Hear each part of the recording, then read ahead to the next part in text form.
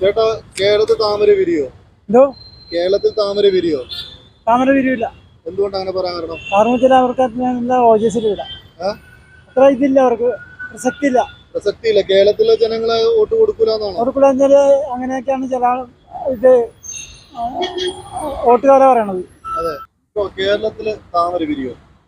കേരളത്തിൽ താമര വിരിയോ? ഇല്ല. എന്തുകൊണ്ടാ? അവർക്കിവിടെ സ്വാധീനം കുറവാണ് പൊതുവെ, അവരുടെ പ്രവർത്തന രീതികള്.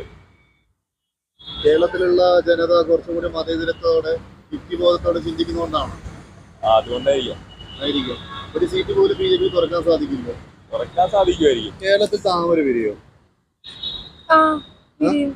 എത്ര സീറ്റ് കിട്ടും? സോറി, എനിക്ക് മനസ്സിലായില്ല. BJP സീറ്റ് തുറക്കുമെന്ന് ചോദിച്ചത്. അത് സാധ്യതയില്ല. സാധ്യതയില്ല. കേരളത്തിൽ ഒരു സീറ്റ് പോലും കിട്ടില്ല. ഇല്ല എന്നാണ് എനിക്ക് വിശ്വാസം. തൃശ്ശൂരില് സുരേഷ് ഗോപി ഇല്ല, പക്ഷെ സുരേഷ് ഗോപിക്ക് നല്ലൊരു ഒപ്പോസിഷൻ ഇല്ലേ? ശരിക്കും BJP എന്ന പാർട്ടിക്ക് കേരളത്തിലെ ജനങ്ങൾ വോട്ട് ചെയ്യാത്തതിന് കാരണം കേരളത്തിലെ ഒരു മതേതരത്വവും ഈ യുക്തി ചിന്തയൊക്കെയാണോ? അതെ, അങ്ങനെ ആവാൻ സാധ്യത. അങ്ങനെ പറയാൻ കാരണം എന്താ? കാരണം എന്താണ് ഇന്ത്യയിലെ എല്ലാ സ്റ്റേറ്റ്സ് വെച്ച് നോക്കുമ്പോൾ കേരളം കുറച്ചുകൂടി സെക്യുലർ ആയിട്ടുള്ള സ്റ്റേറ്റ് ആണ്. പിന്നെ എന്താണ് പിന്നെ കുറച്ചുകൂടി എഡ്യൂക്കേറ്റഡ് ആയിട്ടുള്ള സ്റ്റേറ്റ് കൂടിയാലോ, അതുകൊണ്ട്. അങ്ങനെ ഇരിക്കുമ്പോൾ കേരളത്തിൽ ഒരു സീറ്റ് പോലും BJPക്ക് തുറക്കാൻ സാധിക്കില്ല. BJPന്റെ ഐഡിയോളജീസ് വെച്ച് നോക്കുമ്പോ സാധ്യതയില്ല, പക്ഷെ പിന്നെ കാൻഡിഡേറ്റ് വെച്ച് നോക്കുമ്പോ വ്യക്തിനിഷ്ഠമായി ചിലപ്പോൾ സാധ്യത പറയാൻ സാധിക്കില്ല അല്ലേ? ചേട്ടാ, കേരളത്തിൽ താമര വിരിയോ? സാധ്യത കുറവാണെന്ന് തോന്നുന്നു. എന്തുകൊണ്ട് അങ്ങനെ പറയാൻ കാരണം? അങ്ങനെയാണല്ലോ. പിന്നെ കേരളത്തിൽ താമര വിരിയോ? ഇല്ല. ഇല്ല. എന്തുകൊണ്ടാ? കാരണം കേരളത്തിൽ ഇതുവരെ അങ്ങനെ സംഭവിച്ചിട്ടില്ല. അത് കേരളത്തിലെ ആളുകൾക്ക് വിദ്യാഭ്യാസവും പൊതുബോധം ഉള്ളതുകൊണ്ടാണ്. അങ്ങനെ പറയാ അറിയില്ല. അതായത് കേരളത്തിൽ താമര വിരിയില്ല. ഇല്ലെന്നാണ്. ചേട്ടാ, കേരളത്തിൽ താമര വിരിയോ? കേരളത്തിൽ താമര വിരിയില്ല. എന്തുകൊണ്ട് അങ്ങനെ പറയാൻ കാരണം? വിരിയില്ല, അത് തന്നെ. എന്തുകൊണ്ട് അങ്ങനെ പറയാൻ കാരണം? പറയാൻ കാരണം അങ്ങനെ തന്നെ, വിരിയില്ല. കേരളത്തിലെ ആളുകൾക്ക് BJPയോടുള്ള വിയോജിപ്പ് കൊണ്ടാണ്. വിയോജിപ്പില്ല. അതായത് BJPയോട് വിയോജിപ്പില്ല. ഇല്ല, യോജിപ്പില്ലാന്നല്ലേ? യോജിപ്പില്ല. അതെ. അപ്പൊ അങ്ങനെ വരുമ്പോഴേ BJPക്ക് എന്തായാലും ഒരു സീറ്റ് കിട്ടില്ല. ഇവിടെ സീറ്റ് കിട്ടൂല. അത് എന്തുകൊണ്ടാ ജനങ്ങൾ കിട്ടൂല? അങ്ങനെയാണ്. ചേട്ടാ, കേരളത്തിൽ താമര വിരിയോ? താമര വിരിയും. എന്തുകൊണ്ടാ?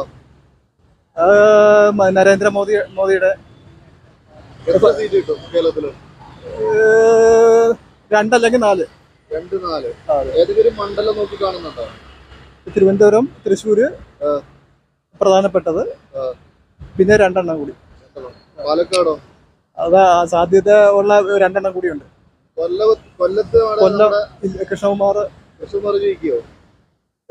ഭൂരിപക്ഷം കൂടും, ജയിക്കത്തില്ല. പ്രേമേന്ദ്രനായിരിക്കും അവിടെ. എന്തായാലും കേരളത്തിൽ താമര വിരിയും അല്ലെ? വിരിയും. താമര വിരിയോ? ഇല്ല, വിരിയില്ല.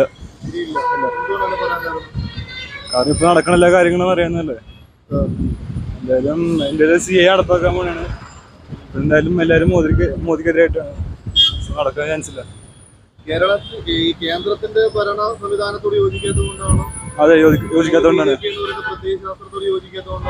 മൊത്തത്തില് BJPയോട് എതിരഭിപ്രായമാണല്ലോ.